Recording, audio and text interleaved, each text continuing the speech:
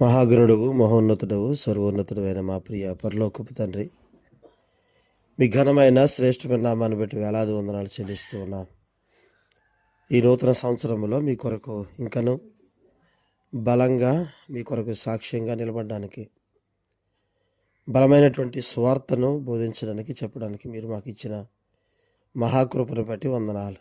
ఈ నూతన సంవత్సరంలో మీ కొరకు మరిన్ని గొప్ప కార్యాలు చేసే భాగ్యము దయచేయమని, మీ ఆత్మతో నింపి బలంగా వాడుకోమని యేసయ్య పరిశుద్ధ నామములు అడిగి వేడుకొనుచున్నాము తండ్రి, ఆమేన్. అందరికీ వందనాలండి. అందరికీ నూతన సంవత్సర శుభాకాంక్షలు తెలియజేస్తున్నాం, సంఘం తరపున, అలాగే మా కుటుంబం తరపున. ప్రియులారా, ఈ నూతన సంవత్సరంలో జనవరి 1వ తారీఖున మనం కొన్ని నిర్ణయాలు తీసుకుని ఉంటాం, కొన్ని తీర్మానాలు తీసుకుని ఉంటాం. తీర్మానాలు అయితే మనం తీసుకుంటాం, కానీ ఆ తీర్మానాన్ని మనం కొనసాగించడం అనేది మన చేతిలో ఉండదు.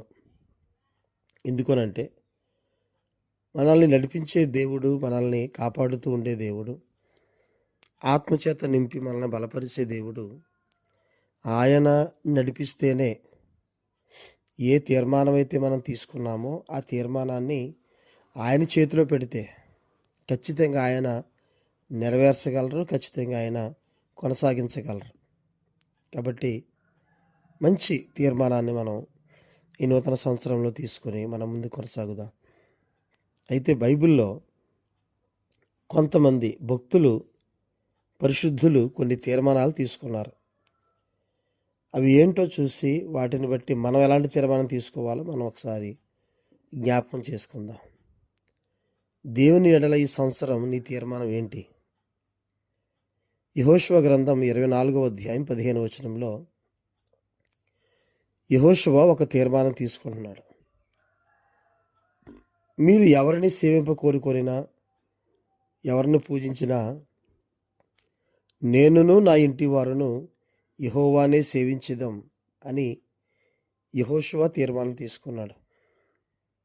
మరి మన తీర్మానం? యెహోవానే సేవిస్తాం, ఆయన సన్నిధి మానము, ఆయన సన్నిధిలో ప్రతి కార్యక్రమానికి లేదా ప్రతి మీటింగ్ అటెండ్ అవుతాననే ఒక మంచి తీర్మానం, కుటుంబంతో సహా వెళ్ళాలి అనే తీర్మానం తీసుకున్నామా? కీర్తన గ్రంథం 73వ అధ్యాయం 25వ వచనంలో, నీవు నాకుండగా లోకములోనిది ఏదీ నాకు అక్కర్లేదు అని కీర్తనకారుడైన దావీదు తీర్మానం తీసుకుంటున్నాడు. మరి మనం క్రీస్తును మాత్రమే సంపాదించుకొని మనం దేవుని కొరకు ముందు కొనసాగాలని, ఆయన ఉంటే చాలు, మన జీవితంలో ఆయన ఉంటే చాలు అనే ఒక మంచి తీర్మానాన్ని మనం తీసుకుందాం. మూడవదిగా హబక్కూకు గ్రంథం 3వ అధ్యాయం 17-18 వచనాల్లో, ఏమి ఉన్నా లేకపోయినా, అంటే ఆయన చెప్తాడు కదా, అంజూరపు చెట్లు పూయకుండినను, ద్రాక్ష చెట్లు ఫలింపకపోయినను, సాలలో పశువులు లేకపోయినను, ఇలా చెబుతూ వస్తూ, ఏమి ఉన్నా లేకపోయినా నేను యెహోవా యందు ఆనందించేదను, నా రక్షణకర్త అయిన నా దేవుని యందు సంతోషించేదను. ప్రియులారా, ఏమిచ్చినా ఇవ్వకపోయినా, ఏమున్నా లేకపోయినా, హబక్కూకు యొక్క తీర్మానం చూడండి, ప్రవక్త తీర్మానం. ఏమన్నా లేకపోయినా నా సంతోషాన్ని ఎవరు తీయలేరు. ఏమన్నా లేకపోయినా ఆయన మందిరములు ఉంటే ఆ సంతోషం తప్పనిసరిగా దేవుడు ఇస్తాడు. ఇది హబక్కూకు ప్రవక్త యొక్క తీర్మానం. మరి మన తీర్మానం? హెబ్రీ పత్రిక 11వ అధ్యాయములో 24-26 వచనాల్లో మోషే తీర్మానం తీసుకున్నాడు. ఐగుప్తు వల్ల కలిగేటువంటి సంతోషం,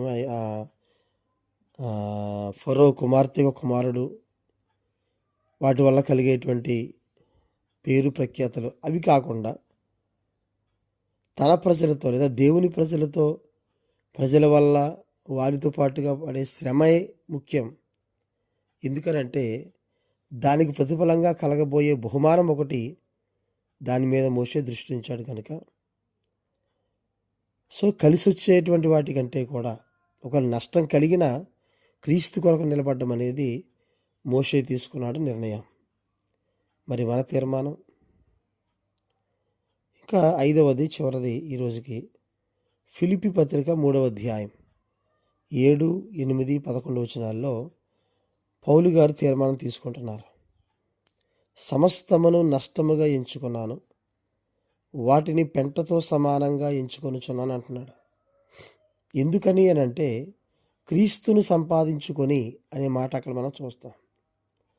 అంటే క్రీస్తుని సంపాదించుకోవాలి అంటే మనకున్న సమస్తాన్ని మనం నష్టంగా పెంటతో సమానంగా ఎంచుకుంటేనే క్రీస్తుని సంపాదించుకోగలం. ఇది పౌలు గారి తీర్మానం. ఎందుకనంటే బహుమానం కొరకు ఎదురు చూస్తున్నాడు, బహుమానం కొరకు గురి యొద్దకే పరిగెడుతున్నాడు.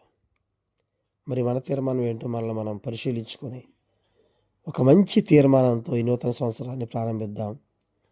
దేవుడు తన మాటలు దీవించును గాక. ఆమేన్.